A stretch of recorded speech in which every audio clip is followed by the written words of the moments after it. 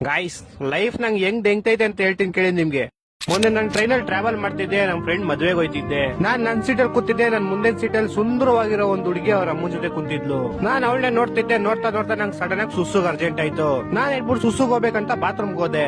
ಅಲ್ಲೋಗ್ ನೋಡಿದ್ರೆ ಯಾವನೋ ಗೋಳಿ ಮಗ ಎಷ್ಟ್ ದಿವಸ ಆಯ್ತು ಯೋತಿ ಗೊತ್ತಿಲ್ಲ, ಒಂದ್ ವಾರದೆಲ್ಲ ಸೇರ್ಸ್ ಒಂದೇ ದಿವಸ ಯೋತಿ ಗುಡ್ಡೆ ಮಾಡ್ಬಿಟ್ಟು ಹಂಗೆ ಹೋಗ್ಬಿಟ್ಟು ನೀರು ಹಾಕಿಲ್ಲ. ನನ್ಗ ಅದ್ ನೋಡು ಒಂಥರ ಮೂಡ್ ಆಫ್ ಆಗೋಯ್ತು. ಅದಕ್ಕೆ ನನ್ ಸುಸುನು ಹೋಗಿಲ್ಲ, ಹಂಗೆ ಬಂದ್ಬಿಟ್ಟೆ. ನಾನ್ ಬಂದ್ ಕುತ್ಕೊಂತಿದ್ದಾಗೆ ನನ್ ಮುಂದೆ ಕುಂತಿರೋ ಹುಡುಗಿ ಎದ್ದೋದ್ಲು ಅದೇ ವಾಶ್ರೂಮ್ಗೆ. ನನ್ನೇ ಗುರಾಯಿಸ್ಕೊಂಡು ಮೂಗ್ ಮುಚ್ಕೊಂಡು ಅಲ್ಲಿ ಮಾಡಿರೋ ಗುಡ್ಡೆ ನಾನೇ ಅಂತ ಅನ್ಕೊಂಡು ಬಂದ ಆ ವಿಷಯನ ಅವ್ರ ಅಮ್ಮನ್ ಕಿವಿಲ್ ಹೇಳಿದ್ಲು. ಇವಾಗ ಅವಳು ಅವ್ರ ಅಮ್ಮ ನನ್ ಹೆಂಗ್ ನೋಡ್ತವ್ರೆ ಅಂದ್ರೆ ನನ್ ದೊಡ್ಡ ಗಲೀಜ್ ನನ್ ಮಗ, ನಂಗೆ ಕಾಮನ್ ಸೆನ್ಸ್ ಕೂಡ ಇಲ್ಲ.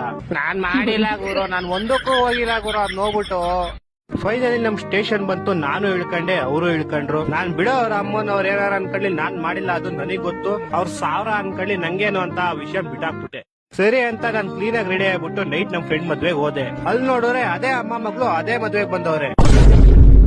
ಅವ್ರಿಬ್ರು ನೋಡ್ತಿದ್ದಂಗೆ ಅವ್ರ ಅಮ್ಮ ಅವ್ರ ಫ್ರೆಂಡ್ಸ್ಗೆ, ಅವ್ರ ಮಗಳು ಅವ್ರ ಫ್ರೆಂಡ್ಸ್ಗೆ, ಟೋಟಲ್ ಆಗಿ ಮದ್ವೆ ಇರೋರು ಎಲ್ಲಾರ್ಗು ಇವ್ನ್ ದೊಡ್ಡ ಗಲೀಜ್ ನನ್ ಮಗ, ಇವ್ನ್ ಬಾತ್ರೂಮ್ ಹೋರೆ ಸರಿ ಹೇಳ್ತಾನೆ ಆದ್ರೆ ನೀರ್ ಹಾಕಲ್ಲ ಅಂತ ಎಲ್ಲಾರ್ ಕಿವಿಲ್ ಹೇಳ್ಕೊಂಬಂದ್ಬಿಟ್ರು. ನಾನ್ ಮದ್ವೆಗೆ ಹೋಗ್ತಾ ನನ್ನ ಹೆಸರು ಸತೀಶ್ ಅಂತ ಇತ್ತು. ಇವಾಗ ಮದ್ವೆಯಿಂದ ಬರ್ಬೇಕಾದ್ರೆ ನನ್ನ ಹೆಸರು ಏತೇಶ್ ಅಂತ ಮಾಡಿ ಕಳ್ಸೋರೆ.